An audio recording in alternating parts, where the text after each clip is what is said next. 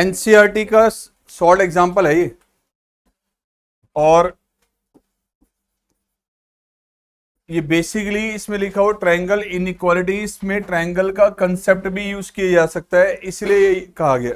पहले इसको मैं प्रूव कर रहा हूं, उसके बाद बताऊंगा इसका ट्रायंगल के साथ क्या लिंक है। ठीक है, तो यहां बेटा हमें जो गिवन है, हमें प्रूव करना है कि a प्लस बी वैक्टर का जो मैग्नीट्यूड है वो a के मैग्नीट्यूड प्लस b के मैग्नीट्यूड से स्मॉलर होगा या उसके इक्वल होगा। अगर इसको हम ट्रायंगल से करेंगे तो ट्रायंगल के कंसेप्ट को लेते हुए थोड़ा सा वर्किंग बढ़ जाएगी। अदरवाइज ऑप्शन है इसका ये हमारे पास है, प्रूव करने की ये वैल्यू इससे स्मॉलर है, तो अजम्पशन ले लो कि ये वैल्यू इससे स्मॉलर है, that this is smaller than this one. अब आपकी अजम्पशन करेक्ट आनी चाहिए, और वो करेक्ट कब आएगी? जब मैथमेटिकली आपके पास कोई एक ऐसा रिजल्ट आता है जो ऑलरेडी हमारे पास ट्रू होता है। तो यहां हमने अजम्पशन ली, let a plus B vector का magnitude smaller than magnitude of a plus magnitude of b, इससे स्मॉलर है। अब इससे वर्किंग एरर करनी है, स्केयरिंग बोथ साइड,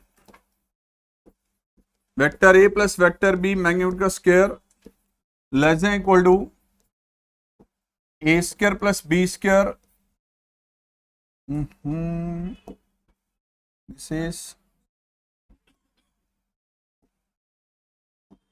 या बेटा whole square. Now what is this? इसको हम लिख सकते हैं a plus B dot a plus b less than equal to a square plus b square plus 2ab। अब ये कैसे लिख दिया सर? अरे यार आप लोग बताइए, r डॉट r, r का स्क्वायर होता है। Now this is bracket open करें तो बेटा ये आ गया a dot a, this is a dot b, the next one is b dot a,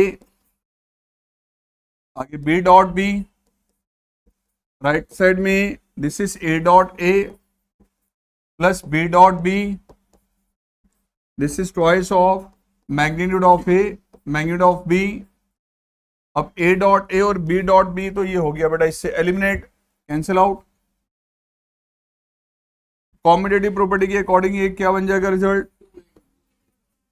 2a dot b less than equal to twice of magnitude of a magnitude of b। अब a dot b definition के according क्या होता है? Magnitude of a magnitude of b cos theta, where theta is the angle between vector a and vector b। अब ये वाली term तो होगी बेटा इससे पूरी तरह से कैंसिल आउट। cos थीटा की वैल्यू 1 या 1 से स्मॉलर, राइट या रॉन्ग? cos थीटा की वैल्यू -1 और 1 के बिटवीन होती है, 1 से ग्रेटर कभी नहीं होती। तो ये तो बेटा हमारे पास दिस इज ट्रू। इसका मतलब कि हमारी अजम्पशन करेक्ट है। क्या अजम्पशन ली थी? कि ये वैल्यू इससे स्मॉलर है, राइट। एक मैनर तो हो गया बेटा जी ये। दूसरा मैनर, अब इसको थोड़ा सा अगर हम ट्रायंगल के बेसिस पे अगर आ जाए, इसको कंसिडर करें, तो ट्रायंगल के बेसिस पे इसकी वर्किंग हमारे पास कैसे हो जाती है, उसके लिए मैं आपका एक ट्रायंगल का कंसेप्ट ले लेता हूं यहां पे। अगर हम एक ट्रायंगल कंसिडर करते हैं, कोई भी, सपोज मान लो कि ये ट्रायंगल हमारे पास है, एक कॉर्नर पॉइंट्स एबीसी एज्यूम कर लिए, let this is vector A, this is vector B, तो फिर ये वेक्टर ए, ये वेक्टर बी, तो ये वेक्टर क्या बनेगा? a प्लस बी बनेगा एज पर ट्रायंगल लॉ। अब ज्योमेट्री हमें क्या बताती है? ज्योमेट्री जो आप लोगों ने 9-10 में स्टडी की है, ट्रायंगल्स की दो साइड्स का सम ऑलवेज थर्ड से ग्रेटर होता है। ट्रायंगल की दो साइड्स का सम ऑलवेज थर्ड से ग्रेटर होता है। तो इसका मतलब दिस BC प्लस में AC मैं कह सकता हूं कि वो AB से ग्रेटर होगा। BC का मतलब क्या आ गया बेटा? वेक्टर A का मैग्नीट्यूड।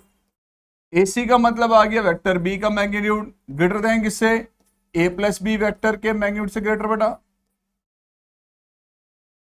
ग्रेटर तो हो गया। सर यहां तो इक्वल भी था, इक्वल कैसे हो जाएगा?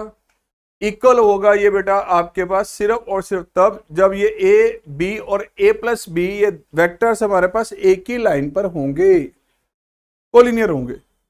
लाइक जैसे आपके पास यहां से अगर हम ए से लेके बी तक सपोज ये आपके पास है वेक्टर ए, ठीक है जी, और बी से लेके सी तक गए ये आ गया वेक्टर बी।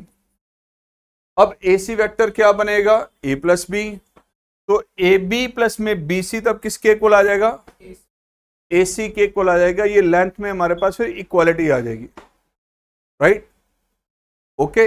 ये आपने ना तो ट्रायंगल बनाना ना ये दिखाने की जरूरत ही नहीं है, दिस इज अ वे, ठीक है।